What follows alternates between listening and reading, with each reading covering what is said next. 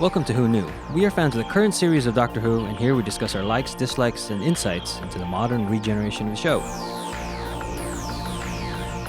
Subscribe, review, and listen to us on iTunes and Stitcher, or our YouTube channel, youtube.com/WhoKnewPodcast. All our episodes are on WhoKnewPodcast.com. You can leave comments there, or email us at WhoKnewPodcast@gmail.com. We also have an Instagram and Twitter account. Tweet at us at WhoKnewPodcast, and find us on Facebook. Today's episode is episode 10 of Season 7, Journey to the Center of the Tardis. The Doctor places the TARDIS in a simplified mode so Clara can pilot it, just as the salvage ship catches it for scrap. Timing! Wibbly wobbly, timey-wimey indeed. This episode is written by Stephen Thompson, directed by Matt King. It originally aired on the 27th of April 2013 and was originally watched by 4.9 million viewers. Hi, this is Eugene. Let's introduce ourselves. Hello, this is Auburn. Hey, this is Josh. Hi, this is Brian. Hello, this is Frank. Humanoid, Los Angeles, California, Kelsey. As Clara is piloting the TARDIS for the first time, a salvage ship picks up readings of valuable materials. They lock on a magno-grab and capture the TARDIS, causing explosions to erupt in the console room, throwing the Doctor out of the TARDIS and Clara deeper within. The salvage team are unable to open it and plan to toss it back into space. Before they can, the Doctor regains consciousness and blames them for damaging his ship. Realizing Clara is still in the TARDIS, the Doctor tells them that they need to go in and find her, promising them the salvage of a lifetime. The Doctor, worried the longer it takes, the more chance there is of Clara dying, gives them 1 hour to find Clara. The Doctor locks them in and sets the TARDIS to self-destruct, persuading them to hurry. Even more gentle persuasion. Now it's 30 minutes. Clara wakes up in a damaged TARDIS corridor. She seems fine except for a burn on her palm. Searching for a way out, she hears growling. She finds the room of requirement where Gallifrey 1 attendees would lose their minds. A growling creature starts to chase her. Clara realizes that she's in the TARDIS library and it puts bells to shame. There she finds the history of the Time War. Looking at some pages, she cryptically says, "So that's who." The creature appears and she runs out, eventually reaching the empty console room. So it has a good premise. Part of this reminded me of a discussion way back when in Star Trek when Troy pilots a ship for the first time we see her and it crashes. I remember at the time, it's like, sure, once the woman takes the helm, it's going to crash. And a discussion then was also, sure, but if Riker got it, it's like, wow, he saved the ship from total destruction, is how you view it. So it's just... Well, speaking of ships, the Balin brothers ship, it reminded me of the Sulaco from Aliens. Yeah. Just the way it was very long-wise, it looked like cargo. Mm-hmm. Even they were reminiscent of Alien and Aliens, the way they were dressed and locker room aspect and stuff. I think it's, and then even think about it, the whole episode with the creatures chasing them, they were very alien-like, but just the type of chase that it was through the tunnels and all that stuff. I think I didn't even think about it, but now that you mention it. But also the trucker working class type of space-ness of it, that's also Aliens as well. I kind of like the little mention. They're like, what is that on the scanner? It's really small. Oh, it's an escape pod? Yeah. That was a nice little making it real. And the Doctor without the jacket, with the vest and the sleeves rolled up, I kind of like what it looks like trying to help Clara pilot the TARDIS. I don't know, I like it when they do certain things to their wardrobe, but it's still within the wardrobe. It's not like a completely new costume. Right. I found his watch very distracting in this episode. Yes. Oh my gosh, what was up with that? Look at my grandfather's watch. What's funny is that he's always had it, but it's covered by the long coat. Oh, really? Mm-hmm. Yeah. Because he always looks at it like this. Mm-hmm. Oh, you're right. Now I can picture that. But yeah, just the way that it was turned, you could only see the band, and so it was like, what is that? A watch? Is it a bracelet? Like, yeah, it was. And it was so bright, it didn't really go with what he was wearing. It was very distracting. Yeah. So when the TARDIS is crashed in the when they come and find it in their hangar, or whatever you want to call it, it's on top of wires and scrap and all that stuff. I thought that was stuff that was already there, but then it started to seem like when the android was scanning it, that was the guts of the TARDIS kind of pouring out. Like, it wasn't very clear because he was scanning it and he was looking at the wires underneath it, and then the doctor was underneath that stuff. So I started to question what the deal was with that. Well, it's also, how is the doctor exploded outside the TARDIS and Clara's exploded Inside. Right. deeper Right. in? So like- the fact that those wires are the guts of the TARDIS, that makes more sense now why the doctor's also outside. Yeah, that's what I started to think. But then the door's locked. It just The whole thing doesn't make much sense. It's Yeah. But that's why the Magna lock or Magna grab is outlawed, and it's not good technology. It Yeah. messes up what you're doing. But it's what they had, because it's like they're scraps, so they're getting what they can, and they'll break it down anyway. Yeah, the more I watched it, I am under the impression that a lot of what is in that section is the guts of the TARDIS. Part of the TARDIS, yeah. I think that's Yeah. the best way to read it. That's the most gracious way to read it, maybe. Yes. For the producer. Right. Yeah, it was a Somehow very. it got put outside the TARDIS, which felt part of hurting the TARDIS. That's why the Doctor was kind of thrown with that rift through them. And it like one thing about this episode, it moves. Like it continues to like throw something new at you, so you don't really get bored. Like, you know, even though stuff is happening quick and it's kind of like, wait, why did that happen? And then why did that happen? It comes quick enough that like you don't have time to think about it. But yeah, in this moment with like the Doctor's Wicked Witch of the West legs sticking out from under the TARDIS, it was a cool sight gag, and then the fun of the Doctor interrupting their conversation was really funny. I that love was that. funny. Yeah. When he's like, it's rude to whisper. Yeah, and there's good moments. There's like really good moments in this episode, but I think we all kind of agree like the whole does not equal the parts. Like they all come together a Yes. little wonky. Another good thing is that I enjoyed where the cold open stops and we have the opening title sequence, because it's a very kind of grab you, catch you, and like, oh, I want to watch to see what happens, where TARDIS explodes, cue the musical sting, and we get the opening sequence. Mm-hmm. I just did not get what I thought was a like flash bomb. Yeah. Clara picked up and then burns her. It's like, it was so odd. I mean, they put it in there and you find out later why, but it just seems like such an odd thing to have in that scene at that point. Because like, Yeah, I was they under got the a bomb impression. there, and it's like, it's not. Well, go on. It's not. No, go ahead. Oh, yeah, I was just under the impression that was something the scrappers threw in there to do whatever they were doing, even though I was like, wait, door closed? And then we got back to them and it didn't look. So, like, you know, and then when I was confused, I just accepted the fact, like, oh, I suppose we're supposed to be confused about all this. So I just accepted the fact that I'll find out what it is later. And we did. And had it been a better episode, I think that would have been really cool. I would have really liked that. Oh, okay. I think I'm in the minority that I enjoyed this episode. I mean, there's plenty of things that bug me about it, but one thing that in particular, since we're on the subject of what bugs us about it, was what Clara's running. The TARDIS crash. She doesn't know where she is. I mean, to a certain extent, she's running away from this monster, and then she's just casually walking around a museum. You know, and she even sees some things in one of those rooms, and kind of chuckles at it.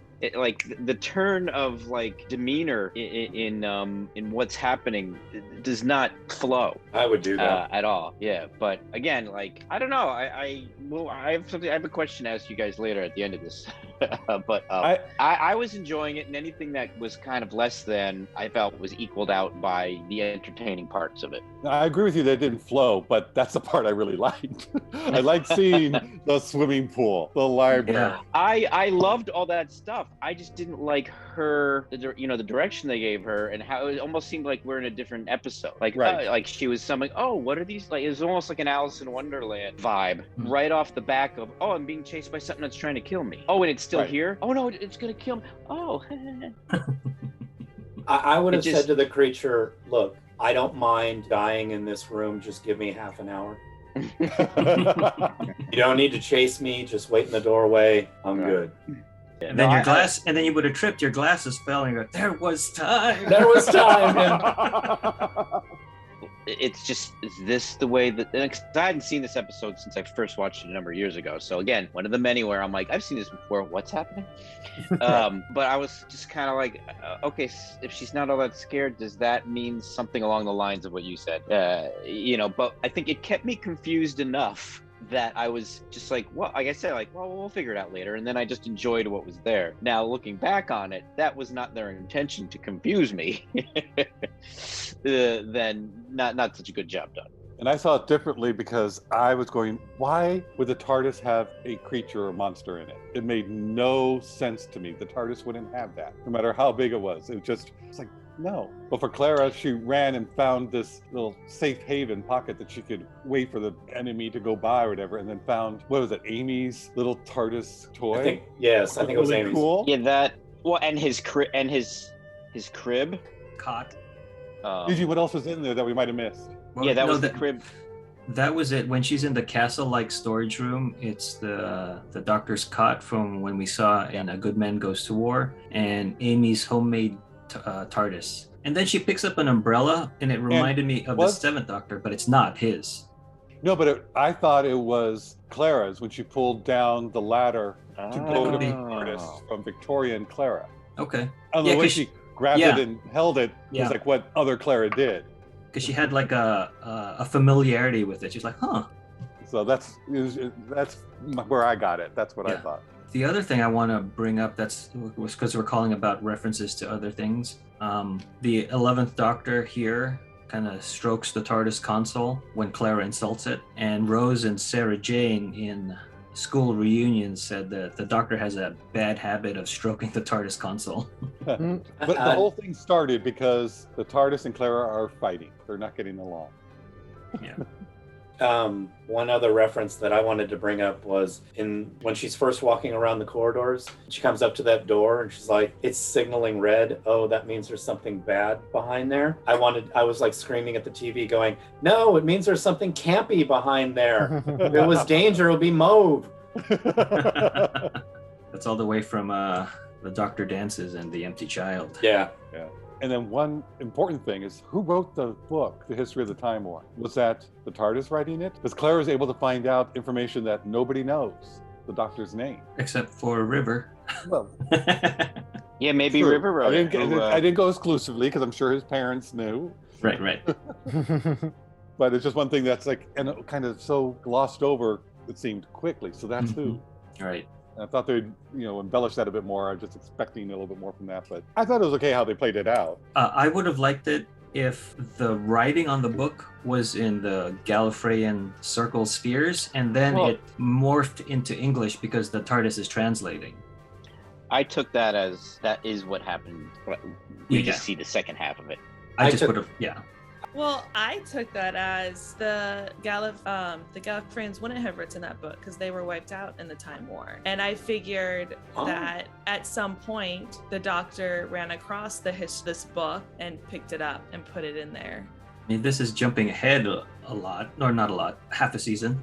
Probably the War Doctor might have written it. Mm-hmm. Oh, that could be. Can you imagine how convoluted that plot would be? Start at the beginning, which I mean is the end. I think the more I watched this episode, I liked it better the second time, even though it's still not like my favorite. But I think it does get better. Like some of those things that are a little bit wonky, you're like, okay, I can forgive you for that. I can forgive you for that. Really knowing the ending. But yeah, there's a lot of really interesting ideas, really cool things. I'll say the thing I hated the most was that's the design for a monster, like a burnt person. And then you find out why, and I'm like, oh, that's really cool. But again, like it's a bit of a salad that wasn't finished being put together. And I felt that it turns out on the day that the costumes and makeup were so bad that they had to do it with everything was blurry, everything was jerky, so that you never really get a good. Because there was one time where you could like really get a good look at a close up, and you could see the neck was all like folded from the material, and it was like, oh, okay, so it's like they're trying to cover bad materials with these camera angles. Yeah, it reminded me of Pompeii. Arvelia. It's like, are they involved, or it just seemed, which makes sense at the end. It does. There's a lot of interesting things going on. Again, it's just whatever. I was gonna say these monsters remind me of Danny Boyle's Sunshine, like that at the end. I don't know if spoilers. I didn't see it. It's like what 15-year movie. It's only 2007. Michelle Yeoh dies. She does. Really? Because it is the biggest spoiler to the whole movie. Like it's the third act. Never mind then. Well, people listening may not have seen it. Okay. Spoilers if you haven't seen Sunshine, pause, go watch that. I'm sorry you have to watch the last act. to get Fast this. forward about a minute. The monster in that is also kind of a person who's been mutated by solar radiation. So it makes sense, but they do the same thing with the camera also being kind of out of focus. And so I don't know if it was an homage to that, to Danny Boyle, because he's a British director, or if there's something in the British psyche. That's what I was going to ask, if there's a common thing that's like people being burnt by the sun. Do they just get really bad sunburns, or was there something in there? People. Yeah. Or was it like related to one of the wars where there was like people got scarred up by mustard gas or something? I don't know. I'm asking if you guys know if there's something in their history. The only thing I can think of is that it's usually not so sunny over there. So sun to them is not great. Deadly. Okay. Yeah. And I am one of the few that likes Sunshine, even that third act. But talking about Sunshine, it actually fits that movie because of the solar portions of it. Like the blurriness goes with that, as opposed to this, where it could kind of relate to something later. Yeah. I don't know. So when Clara makes it to the console room, we see that the exit doors aren't the police box doors. I really enjoyed that. And when she's pounding on it, these like slab marble stones, like I believe that is very solid. It's not only the sound design, but the set doesn't move like it would in like a classic Who. So well done with the production team on that. I even think all those hallway scenes are also really good. Like they're closing doors and she backs up against them. And in a previous iteration, you would have seen like more swaying. Wobble. Yeah. But I didn't even notice. So that's good for them. Yes. I do think the production design of this episode is really great. Oh, and speaking of production design, this is the new Tardis console room. It was designed by Michael Pickwood. We've mentioned him. He was the art designer, started with the Christmas Carol episode. I like his work. Real quick, I'll just say I do like the geeking out of just a glimpse of what actually goes on underneath, like in the TARDIS. Just those ideas of just that it's it's twisty and turny, and you don't really know where you're going, and the fact that the gravity has its own gravity. There's a lot of TARDIS. Help me out here, like nerd explanation, like in world logic. Yeah. Yeah, TARDIS in world. That's great. TARDIS. There's a lot of TARDIS in world logic in this episode that you don't really always want, because then it just becomes like self-indulging. But you can kind of retroactively understand past things, and then you have this idea of the possibilities, and then so in the future, when something very simple happens, it comes with this whole backstory or understory. So I like that aspect of it. Yeah, for sure. Gregor scans and tells Brom to strip the console room for parts. He enters a room filled with glowing bulbs. Before he can cut one down, the Doctor runs in and says the TARDIS won't like it. It's the architectural reconfiguration system, and it can make anything that you want. Gregor grabs a bulb and tries to leave, but the TARDIS is clever and uses spatial anomalies to trap them. Brom climbs underneath the console, but falls to the bottom of the shaft and is attacked by a creature. Gregor, Tricky, and the Doctor are also attacked by creatures, but Gregor runs away. Tricky and the Doctor find themselves in the empty console room, but this room's an echo. The TARDIS is trying to protect them by keeping them in the safest place on the ship. Their echo room is crossing over with Clara's, and the Doctor realizes that she is nearby. The Doctor sonics the tech and pulls her into their room. Well, there's that big geek out moment when Brom is taking apart the console. We get a bunch of voices overlapping. Yeah. This is what the internet said that they were. Oh, okay. This is Susan Foreman saying, I made up the name TARDIS from the initials, time and relative dimension in space, from an unearthly child. The third Doctor saying, the TARDIS is dimensionally transcendental, and his companion Joe asking, what does that mean, from the episode or the serial Colony in Space. The 11th Doctor saying, you sexy thing. Then Idris, the TARDIS in human form, replying, see, you do call me that.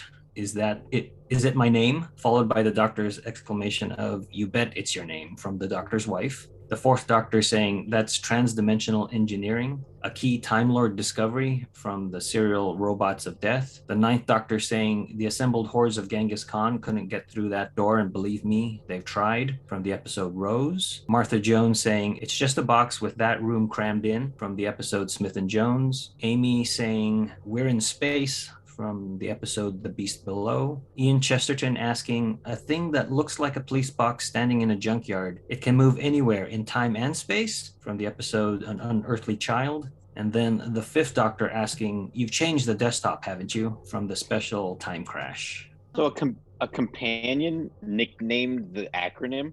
Yeah, Susan did in the first episode. Well, she's a Time Lord. Oh, okay. And then all of Time Lord Society said, yeah, that sounds good, that thing that girl came up with. Yes. Okay. Yes. We'll go with that. It was the first episode in 1963. That line makes no sense in continuity. Yeah. Anymore. But that leaking of voices, I like how it's later explained that the TARDIS is leaking the past and the future. So I was like, ooh, that's a visual cue of what's going on. And then we see what's going to happen physically and visually later. Or, sorry, that's an audio cue of what's going on. Which I only picked up a few of them. It was hard to Yeah. try and dissect what was all being said, but I got the idea. Yeah. Mhm. I went back a couple times, but then, researching it, I was like, I got to find out what's there. Oh, good. Someone else already did the work because I can't Yeah. hear it that well. No, that's very good. I actually thought the same thing. I was just like, I was about to rewind, and I was just like, I don't have the energy to figure that out. Besides, Eugene will probably research it. So underneath the console where Brahm falls, we've never seen that. So is that altered or changed? I'd like to say it's altered. It's like, is it the TARDIS is doing that and getting him somewhere different? With the glowy vine things, like not No, when he's under the when it's underneath, we've seen that with other TARDIS where even like the 9th and 10th, they just have that grate and then there's stuff underneath. He pulls up that grate and now there's a long. That's what makes me think it's the TARDIS doing this as a self-defense mechanism because of all the other corridors that the TARDIS is adding and the echo. Right. Mhm. I was surprised that these scrappers aren't wearing gloves. I think that would be your first personal protective equipment if you're going onto an alien ship where there's a fuel leak, but they had the respirators. Or using something else to not touch it physically. Yeah. Like, again, going back to Aliens, a power loader would make more sense. Well, he wasn't going to go down the ladder on a power loader. Like, that's what, he was going down the ladder and hit something. His shoulder hit that little vine. No, his hand, there was like goop on the ladder and he touched it. Oh, I didn't realize that.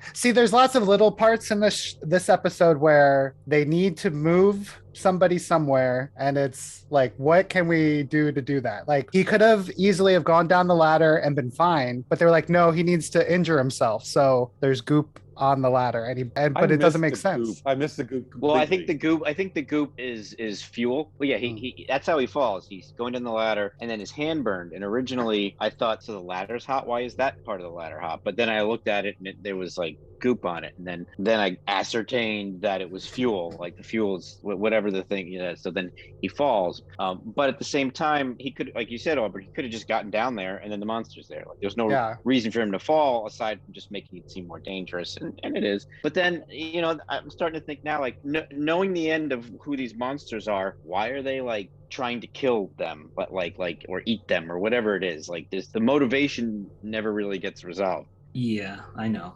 The only way I can geek think my way into coming up with an explanation why they're trying to get them, but it doesn't correlate with their behavior of like, man, I'm gonna get you. It's just it was too Universal Monster like.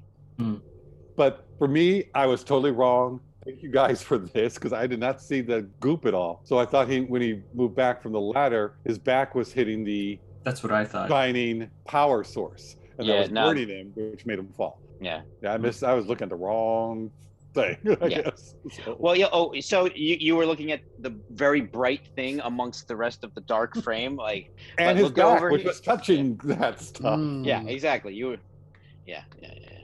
Speaking of other things that are cool about, or that we see about the TARDIS console, like that's another thing I like about this episode. Not only do we see more of the console room, like the lower part, whether that is real or not, we see more of the TARDIS and sort of I don't know if it's the heart, but it's the Doctor is very protective of this area with the glowing orbs that almost looks to me, it's like techno-organic, with the cables looking like vines or roots of a tree, and I like how it is techno-organic because the TARDIS is a live thing, but yet it's also a machine. And the Doctor explaining to Gregor, I believe, It's a architectural reconfiguration system. It reconstructs particles according to your needs. And he says, a machine that makes machines? I just think that that's really cool way of describing it. And it almost made me think of that's how the chameleon circuit works, except it doesn't work on this TARDIS. Yeah, that's what I was thinking. It's like you've got this fantastic thing that makes anything that you want. I wish one of them would have been like a little cracked or burned out. And then it was like, okay, that's the TARDIS's chameleon circuit. And he said, I've been meaning to replace that for eons now. Yeah, but I kind of like it now, you know? That's what I always thought about that. Yeah. And also had the Gallifreyan writing on each orb. Yeah. For me, I like that room, but after seeing what they did to the swimming pool and library, for this to be one of the main functions of a TARDIS seemed an awful small room. So it's like, oh yeah, we have a set. We have to build this one. It can't be something we project that she's just looking at. And it just seemed... But that's kind of appropriate, don't you think? What? It's kind of appropriate. To me, it just seemed a little anticlimactic to be something. We've seen all this grandeur with the library and everything, and now this is just now we're back on a small set. It just to me, it just seemed a little bit not continuing with what the TARDIS was. Well, I kind of take that in the way of it's not turning that room into anything, whereas the other rooms are the machine making a machine, the machine making a grand pool room, a grand library. This isn't being turned into anything. It's just the engine room. So it's okay. That's kind of I hadn't thought about it before, but because no one's going to go, let's go to the engine room. They're like, I want to go to the swimming pool. I want to go to the library. I want to go to this. The engine room just sits there, especially if it's so fragile. You're not going to want people going there. I like it. I learned from you. I also like that they built enough of it that they could shoot in it practically, you know, with the glowing orbs. Right. Like Matt Smith was able to be next to one and touch one. And that was pretty cool with like being able to take the orb and putting it into a bag, even though it was like obviously like very much stuck in the bag. Like it wasn't going to fall out, but it looked like it would fall out. But yeah, that room is really cool. I was getting a little bit of an Avatar vibe, of course, with the tree and the glowiness. Yep. So did I. Yeah. The Awa. I think this episode just took a little bit from what it could, from everything, suck it all together. Also, the device the identification device, the magic like scanner device. I know a lot of shows do that where like you have this thing that's like scientific and then it starts taking editorial, like editorializing the facts, like, oh, this is everything that you could ever possibly want. Like, those are fun. They're a little quirky, but I guess it's like the quote that I always misquote, like any technology sufficiently advanced is indistinguishable from magic. Like, that laser saw on the TARDIS, and they have like the flames coming out from the TARDIS doors. Like that was really cool, and a good mix of like their CG and practical. Yeah. They knew how to shoot that because that's a saw. They just removed the blade and inserted I want to say maybe lights to indicate where the laser would go, but that might be too far. Oh yeah, I wonder even if it was like pen lights in there. So then that's what I was thinking. The special effects people had something to go by. Yeah, like a reference. But please. Do not laser saw or sledgehammer the TARDIS. When they were doing that, it hurt me. Oh, I know. Oh, the TARDIS isn't big. Stop it. I had a visceral reaction to them trying to get into the TARDIS, and then I had a visceral reaction to when he was taking apart the console. Yes. Yeah. And even when he took that bulb, I was like, oh, like I felt it. Oh, sorry. While we were talking, it made me think of the earlier discussion of like, why is that engine room with the vines so small? Maybe it's not that small because of the door that the TARDIS removes that door. So that room could be really big. It's just that it decided to make that room look small. Almost like, hey, get out of here. There's no room for you in here. Yeah. And behind that door is everything. Right. I like that. But sure, that's not the salvage of a lifetime. Clara is. I thought he was about to say the salvage of a lifetime is your life because we're going to explode. But then he turned it into something flowery that I didn't like. I kind of like it because that's the Doctor. What's important to him is the most important thing to everybody. Kind of right, to him. Yeah. But I know I was going with that. With Clara back, Gregor demands the self-destruct be cancelled. The doctor playfully tells them there is no self-destruct, but finds the engine is damaged, and they are all in mortal danger. They journey to the center of the TARDIS to fix it. The creatures are getting closer, and Clara winds up separated from the doctor. Her hand hurts, and now she sees that burnt writing is appearing on her palm. More creatures, more time echoes, more running, and she meets up with the doctor. Big spiky metal beams shoot out of the walls, making an obstacle course that they must run through. Unfortunately, Tricky has been speared by one. He tells Gregor to cut it out of him. He's an android. He'll just get replacement parts. The doctor tells Gregor to tell Tricky the secret. He is not an android. He is their brother. Losing his memory in an accident, the two brothers decided to build the android story. As you know, a joke. Tricky is human. They cut through the metal and run to the power source. The doctor checks to see if it's safe. It isn't. Creatures are coming from the other side. Creatures are also coming from behind them. They are trapped on the walkway next to the Eye of Harmony, a really cool looking star decaying into a black hole. Clara yells at the doctor to tell her what the creatures are. Gregor's scanner reads one of the creatures as Clara. The creatures are all of them from the future, altered by the time rift. The doctor says he brought Clara here to keep her safe, but she died.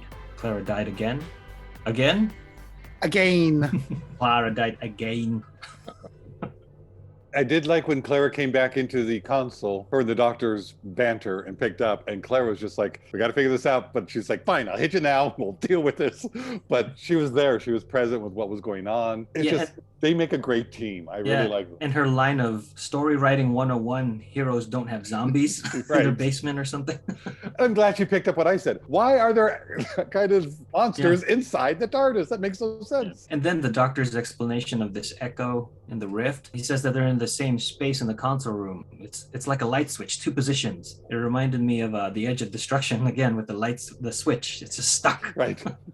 They've played with that idea of ghosts and and things in different movies and stories about there being the two things happening on different planes at the same time. So I really like that tech about it and stuff. It took me a little bit when they started to reveal exactly what was going on with, the android character being the brother. Like, so they did that to him, and what are they talking about? And this, that, and the other. And when I finally figured it out, I did really enjoy that B plot, that of humanity. What I kind of felt like they missed is the doctor didn't really. Usually, the doctor clues into that human story of a B plot, and it becomes more central to everything. In this episode, it really just is secondary to everything else happening.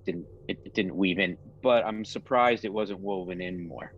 Yeah, they could have focused on it, like you mentioned. Yeah. When I was a little kid, my brothers told me that I was a robot controlled from City Hall. So this plot line gave me the warm fuzz. Hit home. Wow. For those listeners or whatever who were like myself at first, who didn't realize, he didn't just get amnesia, he was severely injured, and the biomechanics they gave him were also to save his life. He just happened and then they were like, oh, why don't we just tell he can't even remember who he is, we're bored as hell, so you're our android. That's funny to do to our little brother. Why was this one brother such a jerk and the other ones were actually kind of nice, and they said really great things about their father? Yeah. The outlier. I don't know. I don't know why, but I completely bought into that storyline. Yeah. I think what bothers me is just that it is something that, yes, young kids do. And I guess as an adult now, I'm like, oh, that's such a terrible thing to do to your brother. But yeah. What's your point? But, I mean, and it's also a difference between psychologically damaging and physically, like, making them. Again, what's your point? Brian's okay. He owns a house. I call that Sunday. Yeah. There's so many things here because we didn't know how long that they've been doing this. This could have been like last week. Yes. That's the problem. Oh, with it's that. a terrible, awful, horrible thing. So that's what people do. is Brahm not an android as well? None of them are androids. They're all humans. But Brahm is a human all the way. He never thought he was an android. Yeah, Wait a minute. Which one is the Brahm was brother? the big guy. Brahm was the big guy who fell off the ladder. And he's dead now. Yes, I thought he was an android as well. Android. Where'd you get that from? but like for real android. No, he was the firstborn from, and so he was the golden child, so he had that whole thing going. And Tricky was the youngest and brightest and smartest, and so Gregor was like, I'm the middle child syndrome. Yeah. Middle child. And also too, at the end, he said that you were the smartest. Dad actually made you the captain. Right. So like the youngest child was the captain. So now the captain has amnesia, now doesn't know he's in charge. So of course the middle brother's gonna take the reins. And I think the business would have been called Van Balen and Sons. Mm-hmm. Yeah. Like they updated their corporate stuff pretty quick. Or it could have been his uncles and their father. Sure. That's Yeah, what just you're passed right. down. You're right. Oh, there you go. There's so much backstory that they didn't give us. And this time, I really don't think it's needed in the story. No. No. I think we need a prequel spin-off. No. Where's the Big Finish audio? This show just throws out so much information, and again, that's why these episodes are fun to rewatch, because you don't catch a lot of stuff that first time. Sure.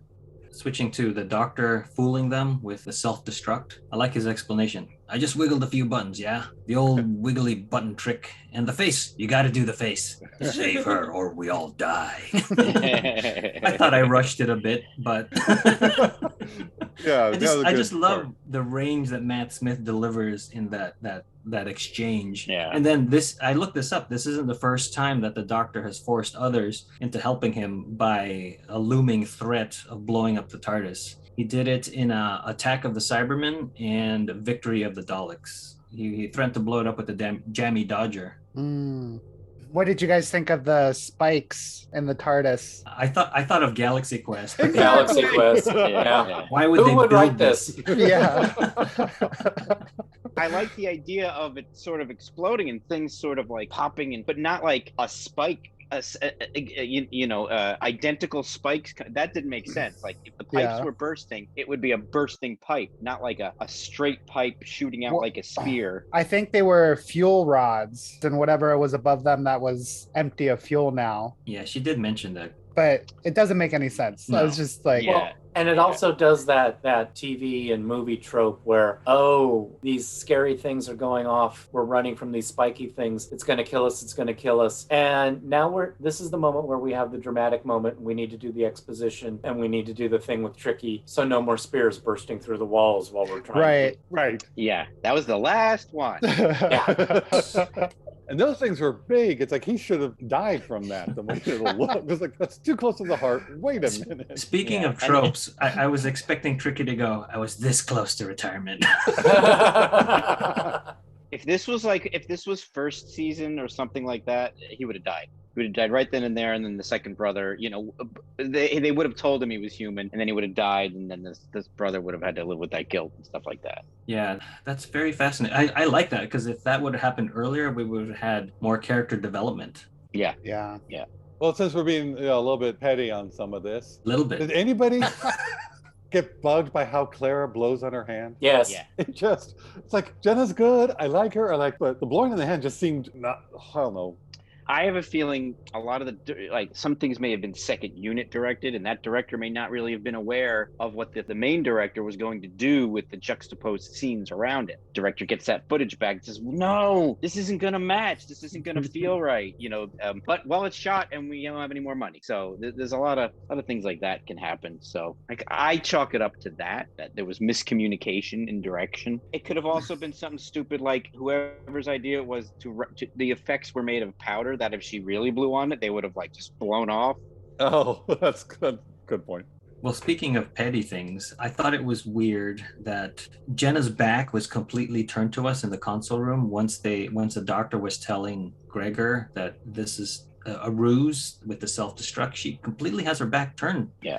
And it felt like just odd, like that could have been even a stand-in, but it wasn't. You know what was another weird section with her was when Gregor and Tricky were having their conversation and they kept cutting to reaction shots of her like she was listening to them, but they weren't emotionally connected, so I didn't know what I was supposed to infer from her reactions. Like I didn't know what emotion I was supposed to be getting from her. It felt like yes, something was shot, not quite connected, but they were cut together. They just had B-roll. Yeah. They the way filmmaking is, there may have been a lot of rewrites for this, that, or the other, and someone somewhere was like, you know what, just get as much B-roll of Jenna listening as possible. We can always cut to her, and then switch things around. But it's this, it's a super private conversation between the two brothers, like their guts on the floor, kind of like, and Jenna's there, like, is she being awkwardly there? Like, yes. I know that's what I took it as. She was trying not to be there. Yeah. That's why she kept like looking away. Because I mean, I do that.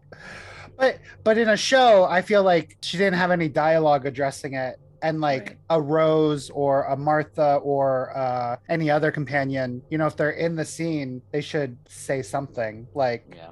As a filmmaker, I just can't help but think like they probably rewrote that B story because it wasn't working. And those shots of Clara were from the original takes, where it wasn't all that emotional, and she was probably reacting to the way it was written at first. Then they reshot the stuff with the brothers. But so should we reshot Jenna? No, she's on the other episode. Plus, we have what we need. We just need to cut to her listening.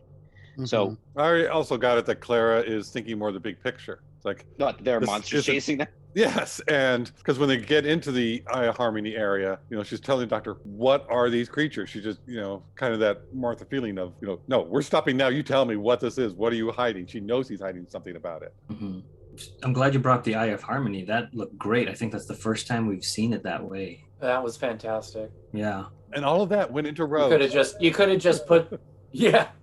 For me, you could have just shown that on the screen for the 45 minutes of the episode, and it would have been an improvement. I love the column going in to the distance. That's cool. The Eye of Harmony was first mentioned in The Deadly Assassin, which is a classic episode we did. I don't know, I just always liked that, and it was featured in the TV movie. Yeah. Clara and the doctor watch Gregor and Tricky turn into the creature, and they run into the engine room. It appears as a rocky cliff face. Frustrated, the doctor asks Clara who she is. He tells her the history of the impossible girl, but Clara really has no idea what he's talking about. He is happy that Clara is just Clara, and at that moment realizes that the Tardis is trying to protect herself, and they need to jump off the cliff, cross the chasm, and land in the engine room. They jump and arrive in the heart of the Tardis. The engine has already exploded, and pieces are frozen in time. Clara takes the doctor's hand to comfort him, and he gets a good look at it. The music swells, telling us that he has the answer. The burned words on her palms say big friendly button. Finding the time rift leading back to the moment of the explosion, he burns the words onto the magno-grab remote. Poking his head through the rift, he shouts to himself about resetting time. The remote rolls to Clara as before. She picks it up, is burned, and drops the remote, but the doctor catches it this time and reads big friendly button on the side, gives a little laugh, and activates the remote. The salvage ship picks up a reading of potential valuable materials, but it disappears as quickly as it appeared. On board, two brothers bicker over the treatment of the android. Shouldn't we just play nice? On the Tardis, Clara admits to being exhausted but not knowing why. The doctor spouts some gibberish and then asks if she feels safe. Why, she asks. Because anything can happen. That's what she's counting on. I like that exploded view. It reminded me of the Matrix, the white room. Mm-hmm. With no curtains. Oh. I screwed that line up. Never mind. It's crazy. Edit that out. Nope, leaving that in. Crickets. I'm going to insert crickets. Again, I liked the scene between Clara and the doctor about her not knowing what he's talking about while they're in the Eye of Harmony. He's like, you died. I've met you twice other times that you died. She's, what is going on? And then when they go to the other cliff, I thought she was great going, now I'm kind of scared of you. Now I don't know what is going on. She still trusts them, but it's like, you're going nuts. What are you doing? Yeah. And then they use Geronimo again as an exclamation for like jumping. Yes. Which is how it was originally used. I also like the way he says it. Mm-hmm. It's not Geronimo, it's Geronimo. And that he does see that she is honest and not a trap. She's not a trick. Someone's not using it. It's like she, in this part, is innocent of, not knowing it. Again, the pace is just really quick. At the end here, they murder or they kill off the two brothers. And then instantly they're on this cliff face. And then almost just as instantly they're in the white room. So I think that helps this episode, how quickly it goes. Like we've said before, you don't have time to think about anything along the way. But yeah, the cliff was fun. And I mean, the whole episode looks so good. Eugene, do you know any information like on the budget or anything? Like, was it more or less than usual? Because I've been trying to figure it out. I can't tell. I do not have any info on the budget, but yes, it looks like they spent a lot of money on it. Right, it looks like it, but that's why I'm wondering if it's just because they like got everything out of storage and, you know, all like the old sets and cribs and props. I also think they saved money because this is a small cast compared to the next episode. That's true. And you also don't know, too, like a lot of those hallways may have been the same elements of sets that are just dressed differently. I'm sure they were. You know, things like Yeah. that. Oh, yeah, I'm sure they were exactly used over and over again. And if it is one of those episodes, again, I don't know. You know, Eugene would know more. Like if it wasn't shot consecutively and they kind of shot it over time, sometimes because it was so modular, a lot of these scenes, you know, hey, that library scene, throw that on this episode's budget. You know, this, you know, they kind of like some. I know when I worked on other shows, they weren't supposed to, but did that. Like they kind of spread the budget. Well, we're a little under budget on this episode, so we can give this episode money, that sort of thing. So that they could have also done that with the shooting schedule or budget. Well, I don't know how accurate this is, but it's saying production-wise, this was filmed right after The Snowman. So they probably had more of the budget intact for this episode. This is shot after The Snowman? That's what it says. So that could be the umbrella. I mean, that's just the way that they were doing it. If they're shooting in their own time. Yeah, that umbrella like was really expensive, so they got to use it twice. No, I'm not talking about the expense. I'm just talking about some of the stuff of the banter between them because they had just shot that other scene and the umbrella because it's like that's what they had on hand and they put that in there as a memory. So another thing here. Go ahead. No. Oh. Okay. Another reference to the deadly assassin is that the doctor comments that the Time Lords have dreadful hats. And bad fashion sense. Yeah. And this is the first televised story to include the word Tardis in the title. Oh, really? Interesting. Brian and I had a discussion yesterday when we were watching the episode about why the picture changed from the beginning of the episode. I thought the same. What picture? Picture of the brothers? At the beginning of the episode, there's a picture of the three brothers on the wall. And then at the end of the episode, it's the three brothers with their father. Yep. I don't understand that. I think at the beginning it's two brothers with their father. And then at the end, the third brother is unfolded. I think if you look again, like that Tricky is like kind of off to the left side, I think. Oh, so it's just folded. It's the same photo, just more exposed. Yeah, so it's... Okay, Josh, rewind. Go to the front and see if there's three people. I'm going there now. But again, why would it be folded differently in this timeline? But my point is, why in the opening of the show it's folded and at the end of the show it's not folded, but they're at the same point in time?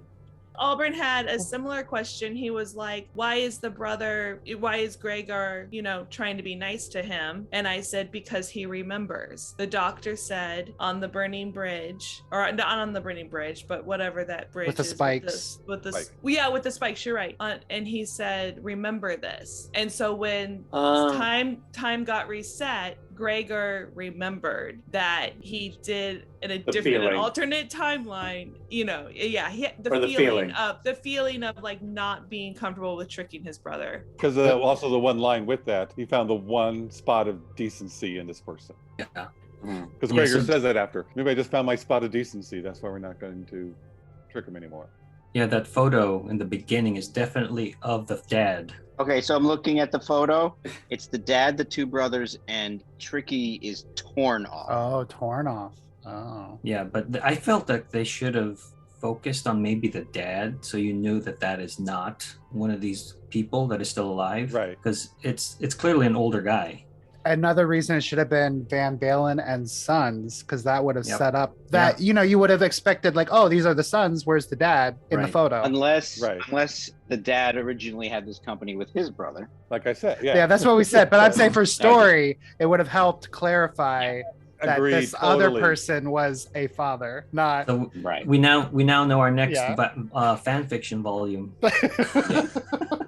I think they were trying to go for some sort of Back to the Future thing. They did the same thing with the Clara's burned hand, where at first you couldn't read it, and then as the episode went along, it became clearer and clearer. Yeah. But it Clara just and Clara? doesn't come across. It just No, it's Yeah. kind of sloppy. Yeah, I mean, to be honest with you, when we watched it last night and they showed the picture of the whole family, I didn't even remember they showed a picture at the beginning of the episode. Yeah, it wasn't focused. Yeah, so it was like Frank pointed it out and it was like, what are you talking about? And then that just opened up the can of worms of, that doesn't make any sense. I was waiting for an explanation of like the monsters aren't trying to kill us; they're trying to get to us so they can, like fix time. So they can, they're reaching out for help. But it seems like, they're trying to reach out and kill us.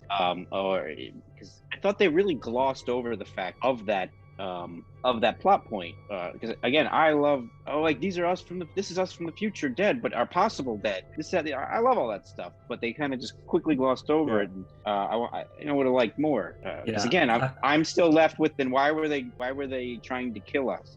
Maybe they weren't. I agree. This is kind of a harsh criticism, but yesterday when we were watching this, and again, like I said, there's a lot in this, and Auburn was feeling the same thing, and Auburn was like, what was this writer on? And I was like, and I had an answer, which is kind of harsh, and I said, he was on a deadline. Yeah. Oh yeah. That's what happened. Yes. And that's how it feels, because like nothing, like I said, nothing gets solved. It just changes. Yeah. That's and again, perfect. they could have filmed him saying, they weren't trying to kill us, they were reaching out for help. But we are 30 seconds over. What lines can we cut and still have the plot? I mean, who knows? And they could have been trying to kill them, because if they killed them in the past, they wouldn't have to go through what they're going through.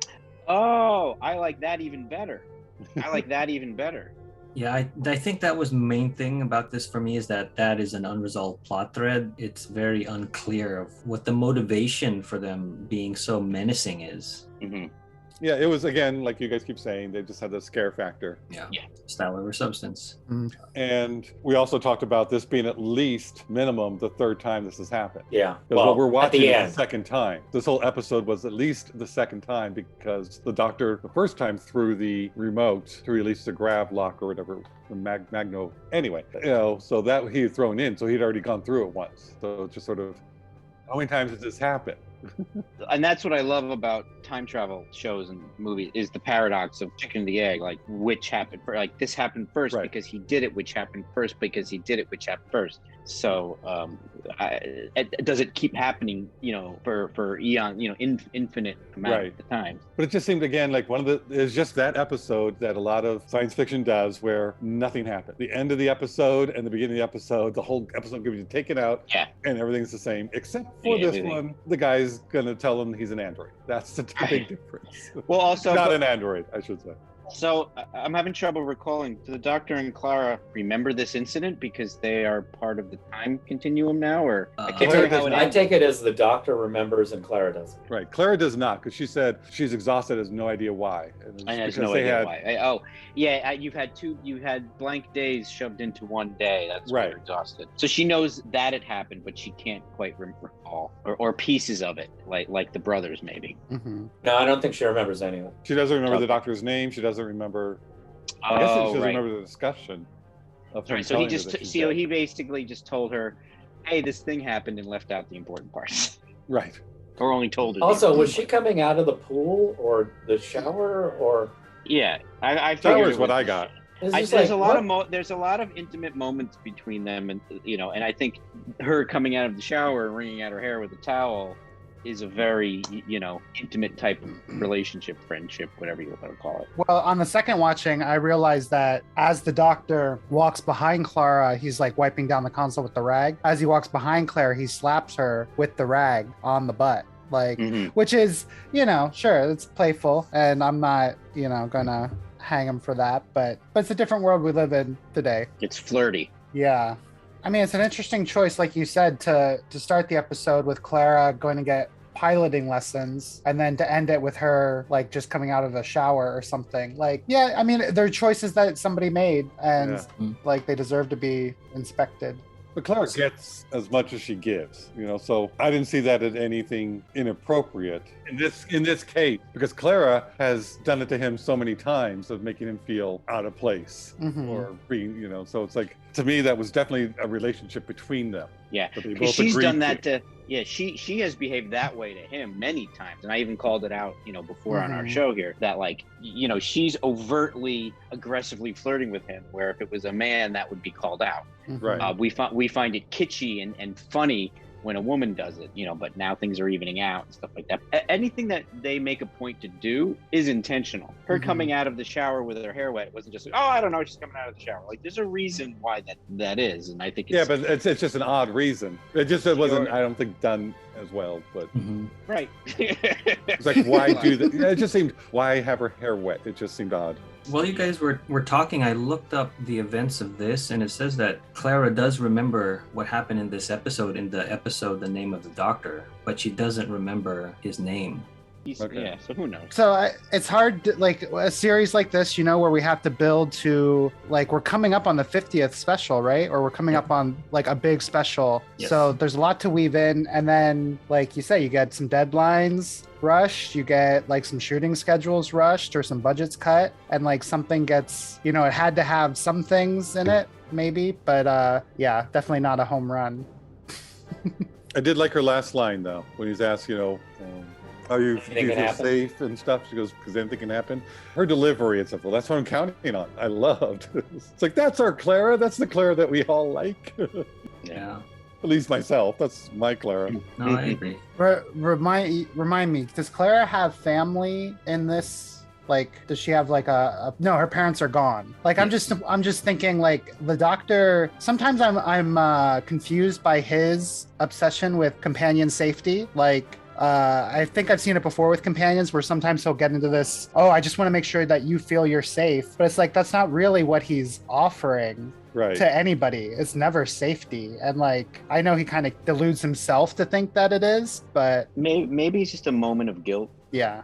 But I think I've seen that before. And before, with Rose, you could put it on Jackie. Jackie is going to add guilt if you do anything to hurt Rose or if you let Rose get hurt. Where... Maybe it's an element of romance, when you, they're my friend, but that's their life. But when you start to have feelings for someone, their safety becomes a priority to you. Yeah. It's also very funny in this episode, because in this, when the Doctor was grilling her at the canyon before the engine room, I was also a little scared of the Doctor at that point.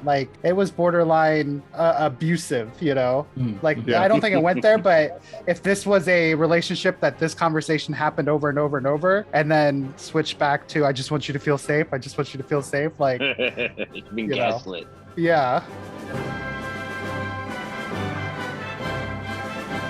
So going through the cast, Ashley Walters plays Gregor Van Balen. He was Prince Kabbalah in Speed Racer, the live-action movie. He's done a lot of UK TV. His first acting credit was in The Adventures of Young Indiana Jones, My First Adventure, Season 1, Episode 1. That takes place in Tangiers in Egypt. Mark Oliver plays Bram Van Balen. Lots of UK TV work, nothing I recognized. Javel Hall plays Tricky, and this was the last credited thing he's done. Sarah Louise Madison, Ruari Mears, and Paul Casey play the Time Zombies. We've met Paul Casey at Gallifrey 1, and Ruari Mears we've mentioned before. Lots of monsters that he's done. What about the woman one, or the Clara zombie? Getting there. Oh, sorry. And then Sarah has previously been a weeping angel since the Time of Angels. So every time we've seen a weeping angel after the Time of Angels, she's been one of them. And she was also one of the Shan Sheath in the Sarah Jane Adventures, along with Ruari Mears, who was also a Shan Sheath in that episode. And he's also been Cyber Leaders and other things. So yeah, that's it. That's the cast for... Journeys to the Center of the TARDIS. Who is this episode good for? Or more specifically, this episode is good for who? A new viewer, a casual viewer, a fan of the show, or a diehard? So can I go first? Because yes, I really got to use the restroom. So that solves that, because then Kelsey will go next. Because Kelsey was originally going to go first. So go ahead, Josh. So I'm going to say, you guys have convinced me to say fan. because I was gonna say casual because I felt this was a real. Again, I didn't remember much of what was going on, and I was really into it the whole time. I was a little confused, and I have all these complaints that we were talking about, but I really enjoyed it. It's a lot of weird, fun stuff, and tech stuff, and things that I like, timey-wimey stuff. You got a sense of danger. You got a sense of the cool stuff with the TARDIS. They had some nice banter, so I was gonna say either new or casual. But seeing how you guys didn't like the episode as much, I think you really got to be like, most people would probably have to be forgiving to enjoy a lot of the parts that didn't quite work in this episode. So I'm gonna say fan. I think the stuff that this episode is good for is gives us a better glimpse or a bigger glimpse into the TARDIS. It adds a lot of like with the TARDIS and how many what kind of rooms there are, the room of requirement, and all this stuff. That engine room with the bulbs, and then like this idea that the TARDIS can like protect itself when it's exploding, like that white room. So because of that, I'm gonna put this in the Die Hard category, where like this episode gives the Die Hard fans just more stuff to talk about and more stuff to like imagine. But I don't particularly think that this episode is like good for anything other than that. But I'm going to go with fan, because I think it's one that, as you watch it, you remember the good parts, and you pick the good parts. And I think you might fast forward through some of the others. But I'm going to go for fan.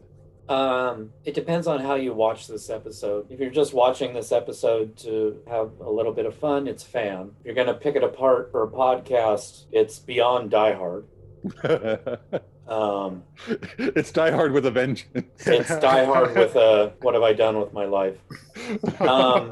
This episode, I feel, should be a classic. With all the stuff that we get in the TARDIS, more than we see that's always just hinted at. This episode should be a classic. This episode should be beloved by fans and diehards. And it's just not good. It's just not well done. It's shoddily written, and I don't particularly like the direction. And there's too many questions of what's happening here, what's going on there, that we pointed out this whole time. So it kind of makes me a little angry because it has potential to be there. And like I said, if I could have the library and that shot of the Eye of Harmony for an hour, I'd be much happier than after watching this actual episode. So for me, it's Die Hard. This is also another example of Moffat's terrible episode titles, because this specifically says Journey to the Center of the TARDIS. So you're already like, oh my God, this is great. We're going to see things in the TARDIS we've never seen before. Oh, damn.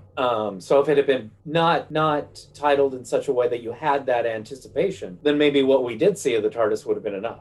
I mean, I think I agree with a lot of what you all are saying.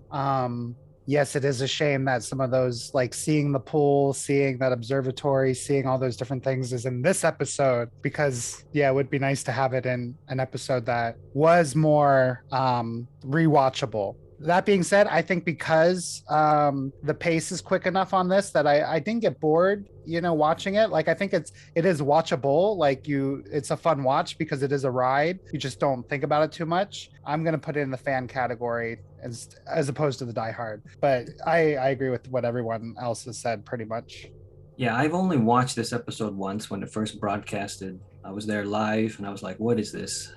Very forgettable. So I have to be a fan to go revisit it. So I think that's where I'm leaning towards. I'll talk myself through it, and maybe I will talk myself out of it to Die Hard. But I do not remember liking this episode the first time I watched it. I remember being disappointed because of that episode title. It's like we're going to the center of the TARDIS. I always think that this episode's title is for, I think, the name of the Doctor, because somebody goes into the TARDIS. So that's what I think. So every time I want to find that episode, I go to this episode. I'm like, okay, this is not the episode I'm looking for. Move along. Rewatching it over the week, I had to find the things I liked about it. So I think you have to be a fan to kind of enjoy this episode, because that dangling plot thread with the time zombies, if you will, that really stuck out to me as a big hole that needed, like a plot hole. It really needed to come together at the end. But one thing I do like is when the Doctor does go through the time rift to give himself the answer, it's another crack in the wall, but it's not the crack that we associate with Amy. Yeah. It's a vertical crack so that the doctor can physically go through as opposed to lying down going through. So I don't know. I enjoy that they did it differently. But yeah, I have to be a fan to go back and rewatch this, because if I wasn't a fan, I would automatically skip this episode. So that wraps up the journey to the center of the TARDIS. Thanks for listening, stay safe, and we will see you next time when the future becomes the present. You've just listened to an episode of Who Knew? Our wonderful theme music is by Michael Grady. Find him on Facebook at The Universe Explodes. All our episodes are engineered by Auburn. You can find him at auburnbinkley.com. You can also find this show in several places. Follow us on Twitter at Who Knew Podcast. Subscribe, review, and listen to us on iTunes and Stitcher. Or our YouTube channel, youtube.com/whoknewpodcast. All our episodes are on whoknewpodcast.com. Visit our Facebook page. Please leave comments, reviews, and click like to help support Who Knew Podcast. To listen to our show on your Amazon Echo device, enable the AnyPod podcast skill. Ask AnyPod to play the Who Knew Podcast. This podcast is inspired by Doctor Who, the longest-running sci-fi show in history. And especially the revival, spearheaded by Russell T. Davis. Thanks to Russell, Sydney Newman, Verity Lambert, Ron Grainer, Delia Derbyshire, and all those involved in the adventures of our favorite Time Lord. Your work continues to inspire and entertain. If any of our listeners or yourselves are friends, are fans of The Expanse, Adam Savage from Mythbusters has a series on YouTube, because he had a couple cameos in The Expanse, and he goes onto the set and they talk about how they jerry-rigged a lot of things for special effects that were literally just household items that they turned into practical effects, that repurposing them. It's instead of like going through the process of literally fabricating something from scratch, like, well, this thing exists, so we bought 1,000 of them. Hopefully they'll keep making.